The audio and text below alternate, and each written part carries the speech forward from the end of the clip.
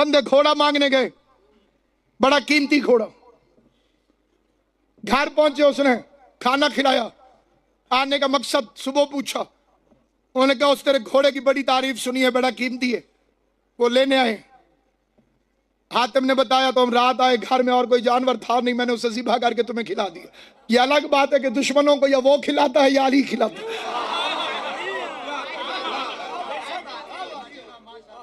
اس وقت تو ساری دنیا اب حسین کے نام پہ پلے گی، دوست بھی دشمن بھی. دشمن یہ نہ سمجھے کہ وہ حسین کا صدقہ نہیں کرتا. تو جب مخالف کر کے کھائے گا، مخالفت کر کے کھائے گا، وہ بھی تو صدقہ حسین کا ہے.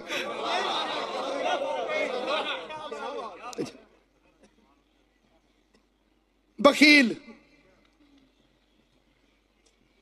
جو خود خرچ نہ کرے، دوسرے پہ غصے ہو. بخیل. کئی بندے ہوتے ہیں ان کے پلے سے خرچہ بھی نہیں ہوتا، دوسروں کی دیکھیں گے ان کے پریشان ہو جاتے. لئیم، نہ خود کھائے نہ دوسروں کو کھلائے. جو پڑا ہوا ہے اپنے پاس بھی وہی. علی فرماتے ہیں کہ یہ امیر ہو کے غریبوں جیسی زندگی گزارتے ہیں، زندگی غریبوں جیسی گزارتے ہیں. علی فرماتے ہیں حساب امیروں جیسا دینا پڑے گا.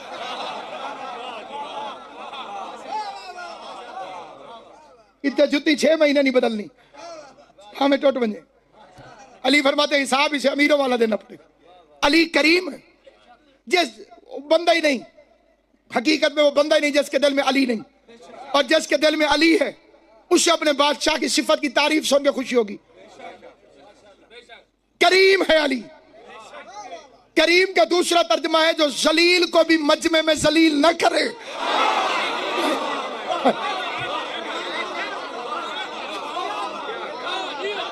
فکرہ عرض کر رہا ہوں، جسے نہ لکھنا لکھے، جا کے مولویوں سے پوچھنا، غیروں سے نہیں، اپنوں کی بات کر رہا ہوں. 2 بادشاہ ہیں، دونوں مسلمان نہیں. ایک حاتم، ایک نوشیروان عادل. یہ دونوں ہیں جو جنت میں بھی نہیں جائیں گے، اللہ انہیں جہنم میں بھی نہیں پھینکے گا. پھر سن لیں، اس پہ ویسے تو غیر بھی متفق ہے، لیکن میں غیروں کے لیے پڑھتا نہیں. جو اپنے شیعہ ہیں ان سے پوچھنا کہ یہ 2 جو ہیں، سارے آپ کو شیعہ سنی علماء کہیں گے کہ اللہ انہیں جہنم میں بھی نہیں پھینکے گا، جنت میں بھی نہیں جائیں گے. اگر کسی نے بہت زیادہ فکرہ لکھا تو راحت صاحب یہ لکھا کہ آگ کو حکم ہوگا کہ انہیں ڈراتی رہے لیکن جلانا مت. اگلا جو فکرہ لکھا ہے اس کے لیے یہ فکرہ سنایا. وہ کہتے ہیں کیونکہ ان دونوں میں اللہ کی ایک ایک صفت ہے، ایک میں سخاوت، دوسرے میں عدالت. ماننے پہ آؤ تو کافروں میں اللہ کی صفتیں مان لیتے ہو، نہ ماننے پہ آؤ تو جو اللہ کی ساری صفتوں کا مظہر ہے اس علی کو نہیں مانتے. حاتم میں سخاوت، نوشیروان میں عدل. عام سخی تھا حاتم. بندے گھوڑا مانگنے گئے، بڑا قیمتی گھوڑا. گھر پہنچے، اس نے کھانا کھلایا. آنے کا مقصد صبح پوچھا، انہوں نے کہا اس تیرے گھوڑے کی بڑی تعریف سنی ہے، بڑا قیمتی ہے. وہ لینے آئے. حاتم نے بتایا تو ہم رات آئے، گھر میں اور کوئی جانور تھا نہیں، میں نے اسے ذبح کر کے تمہیں کھلا دیا.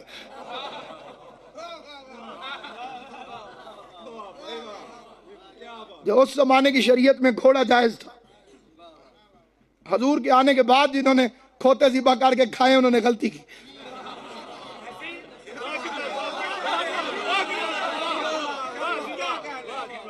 یہ ملتان دے علاقے دا واقع ہے، کوئی غصہ نہ کر جائے مفت میں.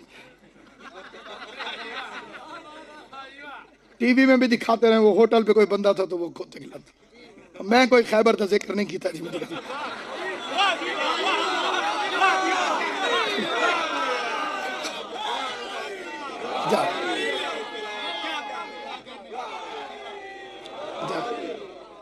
بس سامعین گرامی قدر، آل محمد آپ کو ہمیشہ سلامت و آباد و شاد رکھے.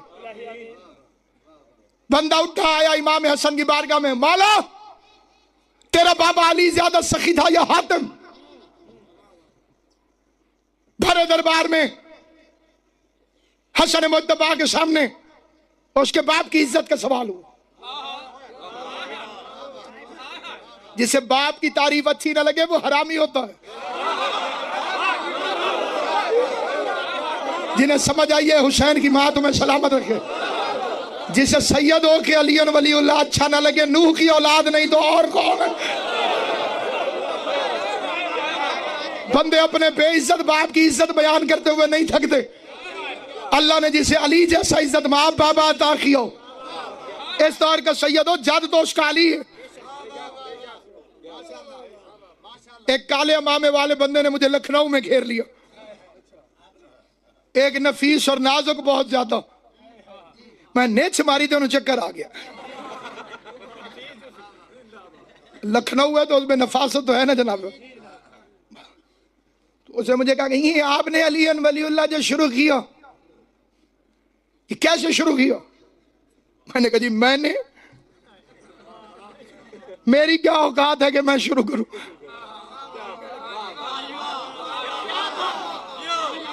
اللہ نے فرمایا، محمد نے بازو پکڑ کے دکھایا. اس نے کہا اس کی کوئی دلیل بھی ہے آپ کے پاس؟ میں نے کہا خود آپ. اس نے کہا میں کیسے؟ میں نے کہا امامہ آپ کا کالا ہے، لگ رہا ہے آپ سید ہیں. انہوں نے شرما کے کہا الحمدللہ. میں نے کہا علی تجھے ہضم نہیں ہو رہا، بنی امیہ والوں کو کیسے ہضم ہوا؟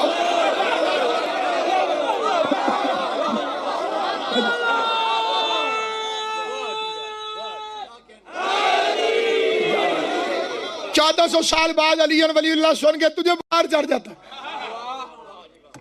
بنی امیہ والے ان کا کیا گزرا ہوگا؟ جس زمانے میں علی نام رکھنا جرم تھا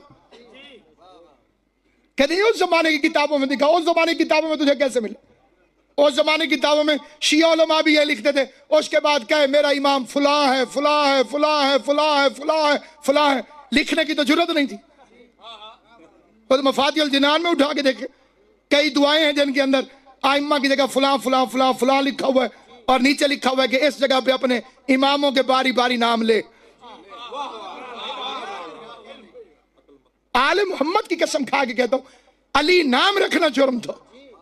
بندہ پکڑ کے لے گئے، انہوں نے کہا تیرا نام علی ہے، گردن کاٹو. انہوں نے کہا غلطی کسے دی، صدا کسے دی. میرے چودھری صاحب کے لئے دور بیٹھے جی میرے ماں باپ نے رکھا ہے جی یہ نام. وہ آپ نے بڑا مشہور واقعہ سنا ہوگا کہ کوئی آزان دے کے چلا گیا پاکستان بننے سے پہلے، دوسرا بندہ نماز پڑھنے آ گیا، اسے سکھوں نے مارا آگے تو روے بھی صحیح تو آکے غلطی کوئی کر گیا صدا ملتے رہے.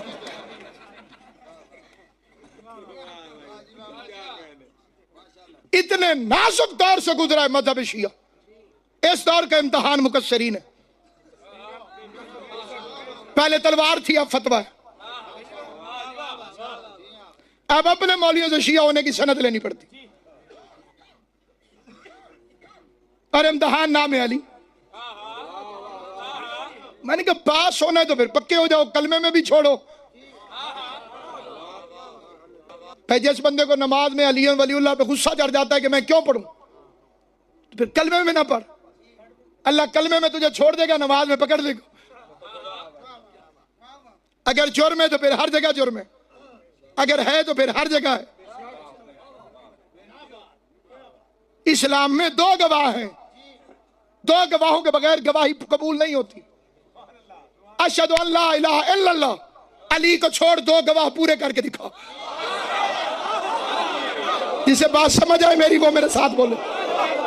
دعویٰ ہے تیرا اشہد ان لا الہ الا اللہ، پورے کر اس کے دو گواہ. اس کے ملک صاحب دو گواہ ہونے چاہیے. دعویٰ ہے اشہد ان لا الہ الا اللہ، اب اس کے دو گواہ پیش کر.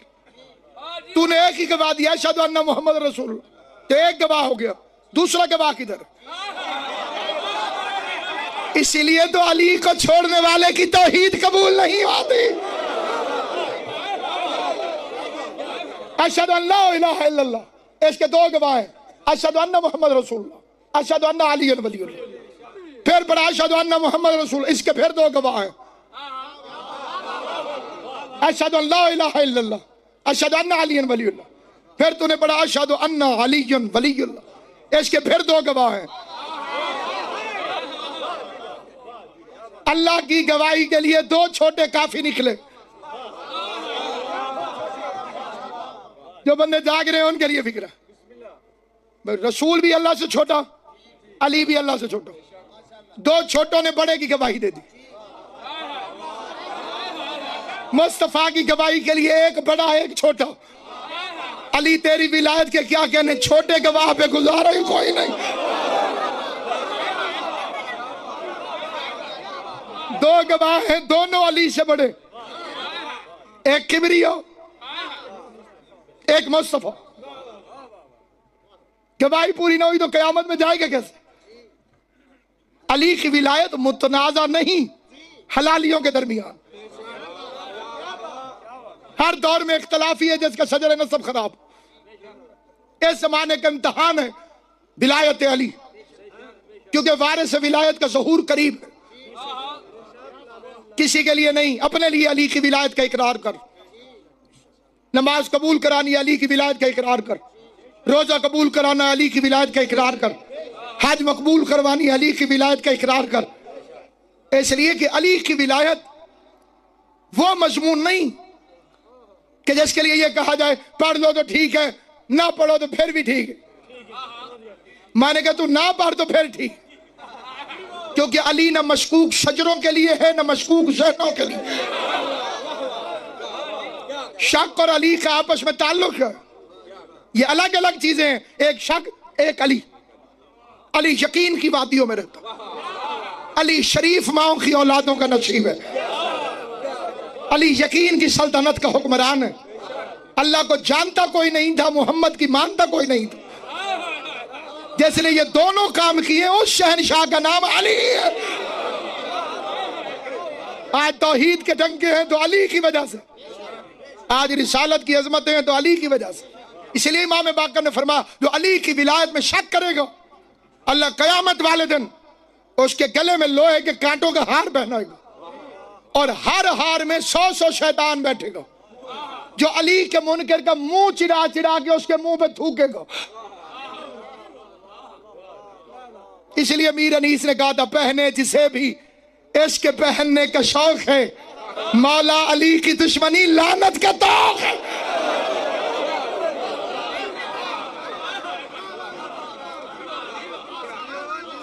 دنیا علی کی دشمن نہ ہوتی تو حسین مدینہ چھوڑتا کیوں؟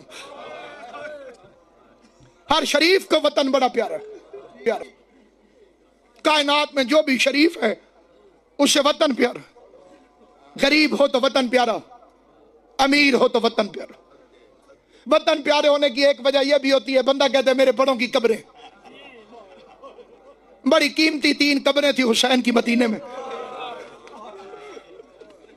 حسن ویر کا مزار, نانے کا روزہ, اماں زہرا کی قبر.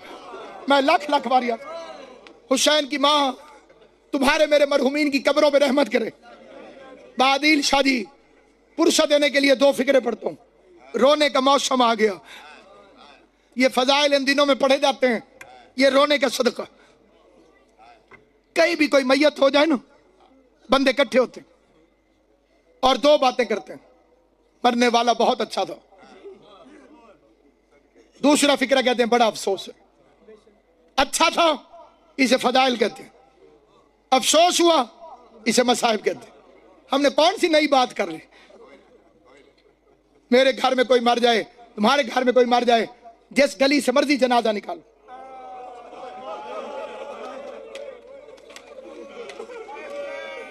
کوئی اتنے غریب ہیں اہل بیت جن کے رونے کے رستے میں رکاوٹیں کھڑی کی جاتی. تمہارے مظلوم مذہب پہ کائنات قربان. بڑے قیمتی احساس حسین کے, اماں کی قبر, نانا کا مزار, حسن کی قبر. ایک لفظ کہتا ہوں, گجرات کے شرفا بڑے بڑے عزادار میرے سامنے تشریف فرمائے, اور اس لفظ کے لیے میری منت ہے کہ اسے یاد کر لینا. ترابی صاحب قبلہ منگوال سے قبلہ تشریف فرمائے, چوہدری صاحب تشریف فرمائے. جس وقت حسین نے مدینہ چھوڑا اس وقت حسین کا گھر بھرا ہوا تھا. حسین اب دادا بن گیا تھا. بڑی باریک اور نازک بات تھی جو میں نے عرض کی ہے. اتنا بھرا ہوا تھا شبیر کا گھر کہ حسین اب دادا تھا. محمد باقر حسین کا پوتا، عقیل کے بیٹے، جعفر طیار کے بیٹے. اتنا بھرا ہوا گھر یہ کبھی نہیں تھا جتنا یہ 28 رجب کو بھرا ہوا. اور میری کوشش یہ ہوتی ہے کہ میں وہ فکر عرض کروں جو عام طور پر بیان نہیں کیے جاتے. 28 رجب کو حسین جوان تھا. اتنا جوان تھا کہ 23 سال کا سجاد، 32 سال کا غازی، 57 سال کا حسین کٹھے چلتے تھے تو پتہ نہیں چلتا تھا عباس کون ہے، حسین کون ہے، سجاد کون.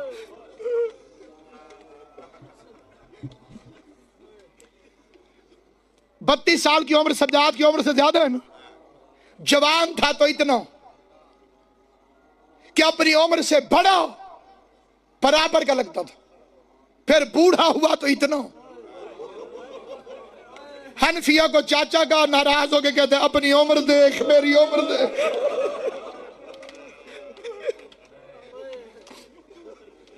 جوانی کی علامتیں 3 ہیں. 28 رجب کو حسین کی داڑھی سیاہ تھی،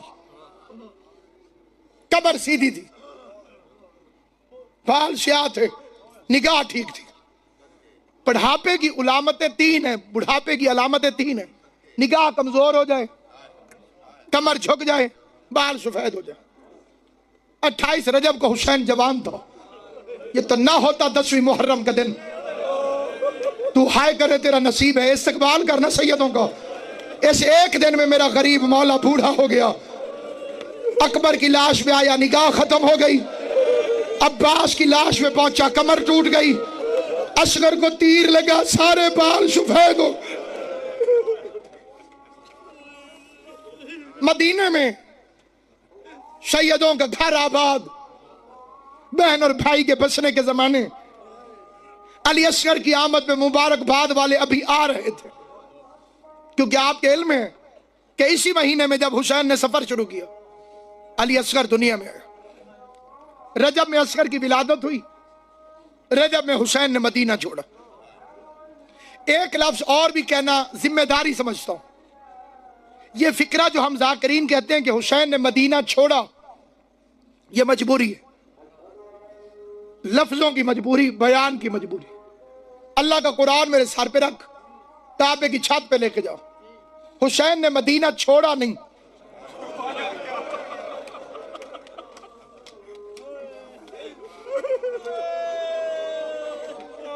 غریب سے مدینہ چھڑوایا گیا. زہر لے کے 30 لوگ شام سے مدینے پہنچ گئے تھے. صبح و شام اسی چکر میں تھے کہ کوئی موقع ملے ہم امام کو زہر دیتے. جیسے امام حسن کو ہم نے اپنے راستے سے ہٹایا، ویسے حسین ابن علی کو بھی اپنے اقتدار کے راستے سے ہٹاتا. غریب کا پروگرام یہ تھا کہ میں قاتلوں کو چھپنے نہیں دوں گا. ساری دنیا کہتی ہے حسین نے حج عمرے میں بدلا. کبھی غور فرمایا کس تاریخ کو حسین مکے سے گیا؟ 8 ذی الحج کو. اور 8 ذی الحج حج کے لحاظ سے بڑا اہم ترین دن ہے. اس دن حاجی کہیں بھی ہو وہ کوشش کرتا ہے میں مکے پہنچ جاؤں. اور وہ جو مکے کا وارث تھا وہ رش میں، دین کی روشنی میں، دن کی روشنی میں رات کو بھی جا سکتے تھے. لوگ کہتے ہمیں پتہ نہیں چلا، پتہ نہیں حسین کب چلا گیا. حسین دن کو لوگ احرام باندھ رہے ہیں، شبیر احرام کھول رہا تاکہ کوئی یہ نہ کہے کہ ہمیں پتہ نہیں چلا کہ حسین جا رہے ہیں. حج اسی کا ہوا جو حسین کے ساتھ گیا. جو غریب کو چھوڑ کے عبادت کی طرف جاتے ہیں ان کی عبادت کیا ہے؟ اب ایسے کرنی وضو کر رہا تھا، علی کا لشکر گیا، آدھا وضو کر چکا. پوچھا کس کا لشکر ہے؟ کہا علی کا. درمیان میں وضو چھوڑ کے کہتے ہیں میری نماز وہ جا رہی. بھلا ہو بیٹا. یہ میں نے جو حال سنائی ہے مردوں کے، اور اب عالیہ عام مستور نہیں، علی کی بیٹی. ہم ذاکر روانی میں پڑھ دیتے ہیں کہ رات کے اندھیرے میں ماں کی قبر پہ جاتی تھی، حسین کا ذاکر سمجھ کے، زہرا کا وکیل سمجھ کے. آپ مجھ پہ اعتبار کرتے ہیں، عام کرسی نہیں، منبر رسول سمجھ کے قسم کھا کے کہتا ہوں رات کو بھی نہیں جاتی تھی. صرف اس رات جاتی تھی جب چاند ڈوبا ہوا ہوتا.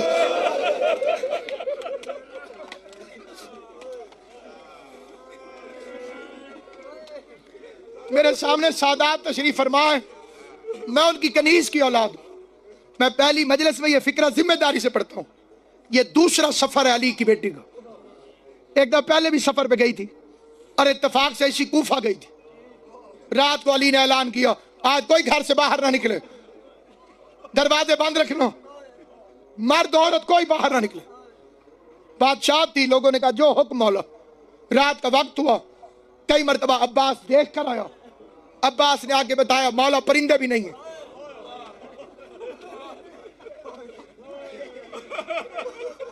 علی نے بیٹی کا ہاتھ پکڑا، زینب میرے ساتھ باہر چل. ملکہ عصمت اللہ کی مکمل غیرت علی کے ساتھ گھر سے نکل کے باہر آئی. علی نے بتایا یہ دارالعمارہ ہے، یہ جامع مسجد ہے، یہ کوفے کا مرکزی بازار ہے. آگے ایک چوک تھا، اس چوک کا نام ہے کناسا. اس چوک کے اندر منڈی لگتی تھی، ہر ملک کا بندہ یہاں اکٹھا ہوتا تھا. یمن والے، طائف والے، شام والے سارے آگے کھڑے ہوتے تھے. جو قسم کہو میں وہ کھا کے یہ روایت پڑھوں. میں نے اپنی آنکھوں سے پڑھا ہے کہ دن میں اس میں ہر ملک کے بندوں کا رش ہوتا تھا، منڈی لگتی تھی.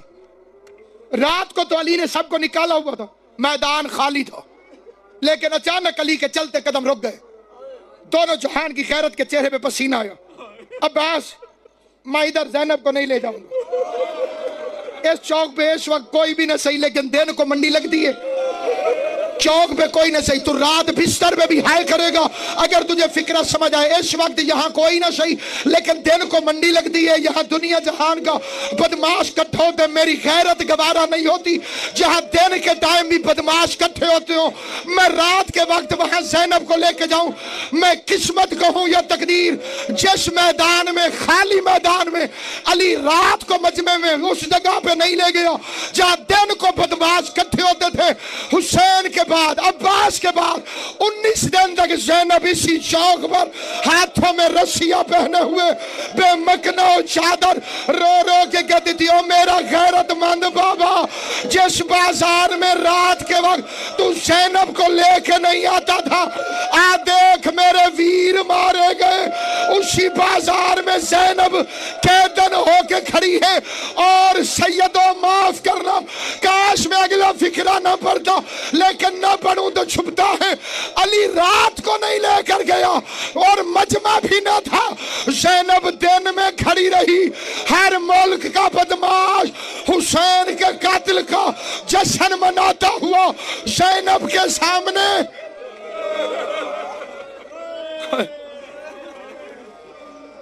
اجرکم اللہ جعلکم اللہ من الباقین. اللہ میرا تمہارا شمار رونے اور رلانے والوں پہ کرے. ابھی قبلہ کعبہ سے آپ نے سنا، جہاں قبلہ نے چھوڑا ایک فکر آگے پڑھتا ہوں. کالی کے ناطے، بازار بند، 28 رجب کی ڈوبتی ہوئی شام. بار بار حسین عباس کو دیکھتا، عباس دوڑ کے گھوڑے پہ چڑھتا. یہ وہ لفظ ہے جو مجھے قبر میں بھی یاد آئے گا. گھوڑا دوڑاتا ہے گلیوں میں. کئی دفعہ غازی رکابیں چھوڑ دیتا ہے گھوڑے کی، آسمان کی طرف اشارہ کر کے کہتے ہیں الحجاب. اللہ تمہاری ہائے قبول کرے. مہمان کا استقبال کرو جو 9 راتوں کے لیے تمہارا مہمان بن. الحجاب، پردہ، پردہ. کوئی عجیب اہتمام تھا، عجیب. ایک بہرا صحابی ہے رسول کو، اس کے بارے میں روایتیں کہتی ہیں آسمان پہ بجلی کڑکتی تھی سے نہیں سنائی دیتی تھی، اتنا روئی ہے سادات حسین کے سفر پہ۔ اس صحابی کی کانوں میں آواز گئی بہرے کی، بیٹی سے پوچھتا ہے یہ کیا ہوا؟ ایک باپ ایک بیٹی، ایک اور باپ ایک اور بیٹی، دونوں کا قصہ پڑھتا ہوں۔ دوسرا باپ ہے جابر ابن عبداللہ الانصاری، حسین کا پہلا زبار، حسین کا پہلا مجاور، حسین کے بچپن کا دوست۔ جب غریب نے مدینہ چھوڑا، یہ مدینہ میں نہیں تھا، یہ سفر پہ گیا ہوا تھا، واپس آیا مدینہ اجڑا ہوا۔ اس کی بیٹی ہمیشہ اس کی واپسی پہ اٹھ کے ملتی تھی، آج مٹی پہ بیٹھی،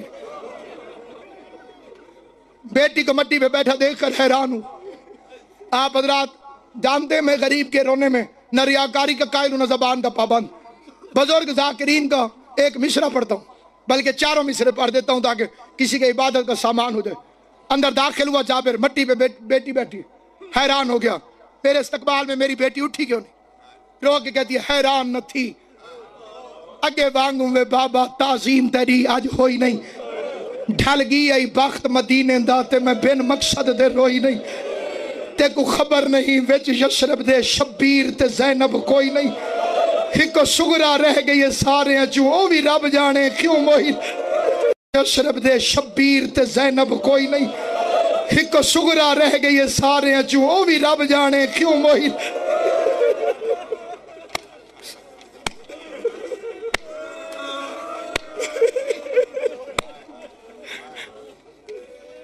اجرکم اللہ۔